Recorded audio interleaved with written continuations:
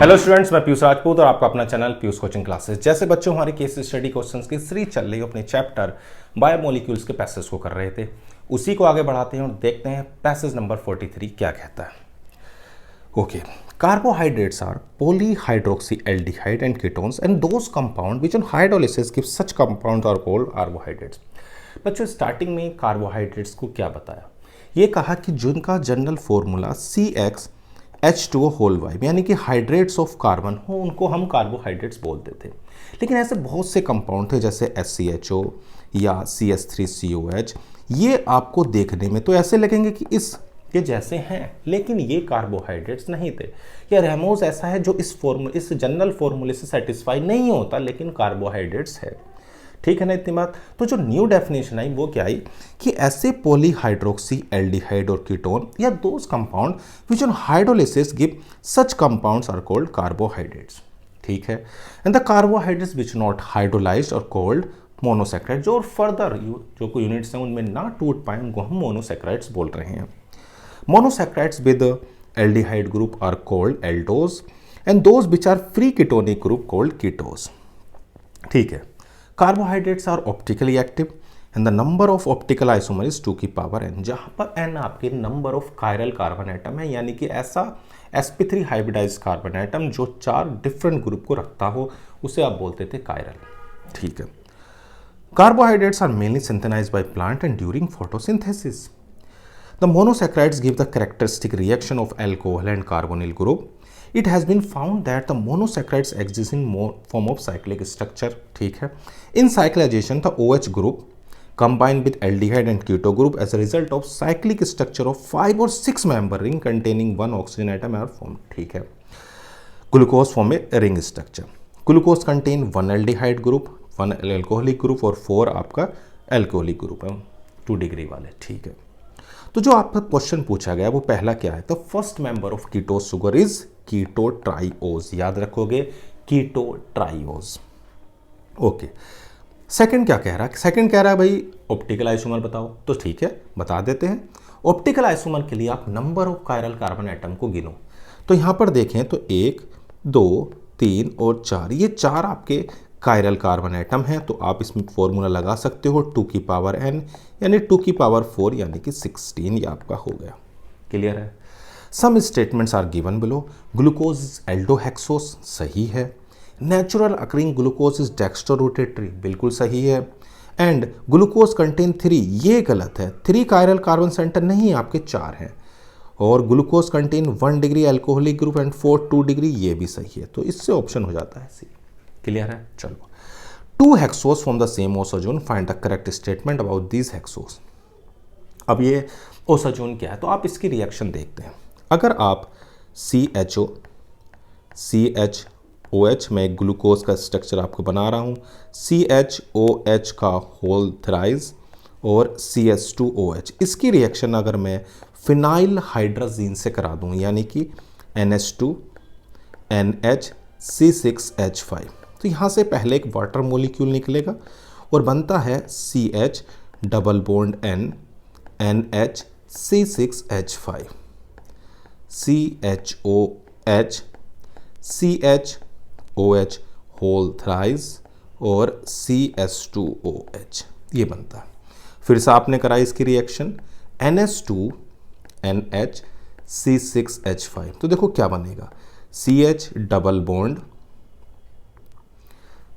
N NH C6H5 CH, यहाँ से आपका जो होगा बच्चों वो एक पूरा H2, यानी कि यहाँ से एक वाटर मोलिक्यूल बाहर हो जाता है, बन जाता है सिर्फ CO, C double bond O, CHOH whole thrice और CH2OH, ये बन गया। अब फिर से आप एक बार और फिनाइल हाइड्राजीन से रिएक्शन कराओ तो देखो क्या बनता है।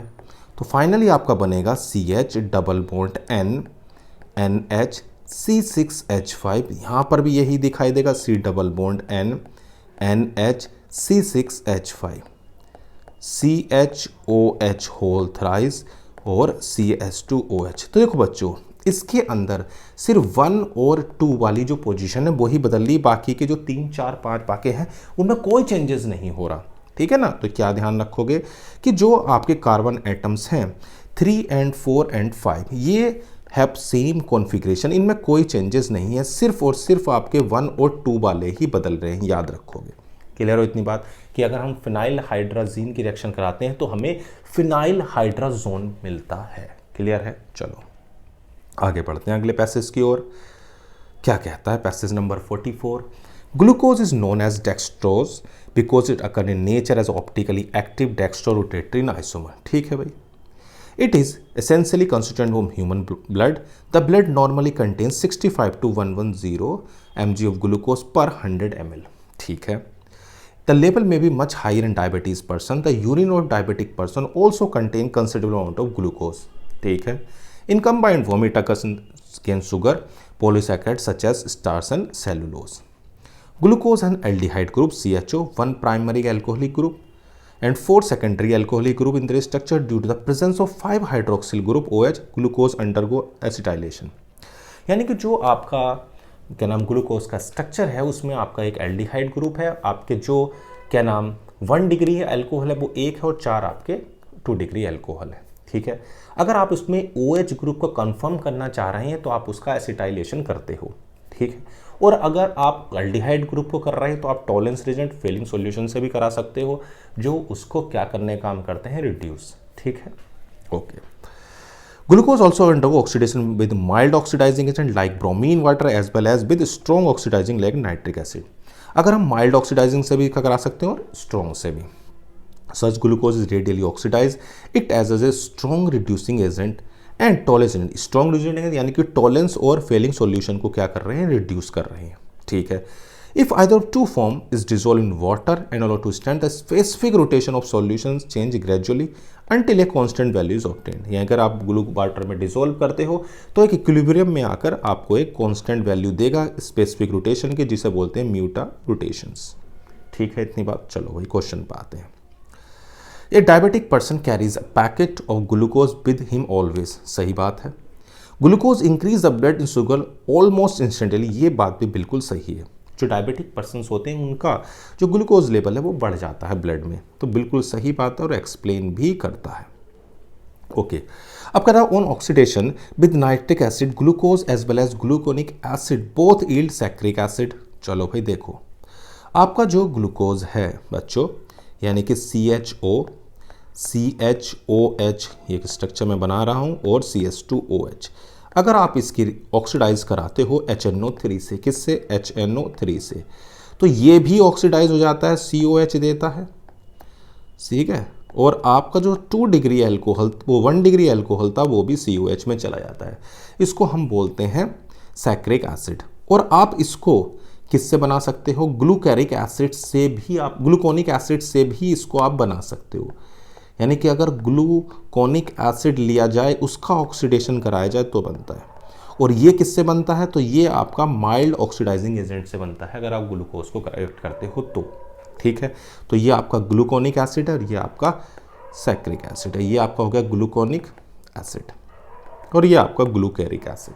कोई दिक्कत तो नहीं है इसमें। चलो तो ये बात तो बिल्कुल ठीक है। ऑन ऑक्सीडेशन भी इतना ठीक है। The penta acid glucose does not react with hydroxylamine indicating the absence of free CHO group. दोनों बातें बिल्कुल सही हैं लेकिन एक्सप्लेन नहीं करती है, तो ऑप्शन हो गया बी।